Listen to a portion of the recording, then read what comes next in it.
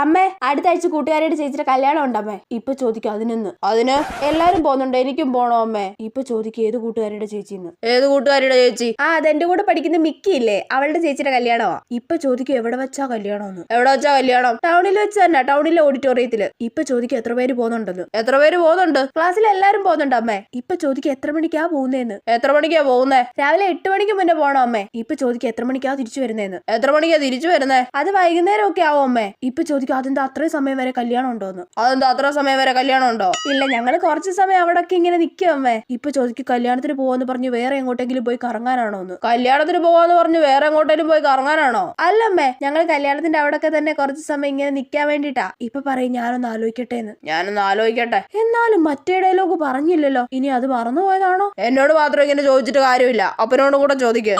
ഇപ്പൊ കംപ്ലീറ്റ് ആയി. ഈ ഡയലോഗ് കേൾക്കാഞ്ഞിട്ട് ഞാൻ ആകെ ടെൻഷൻ അടിച്ചു പോയി.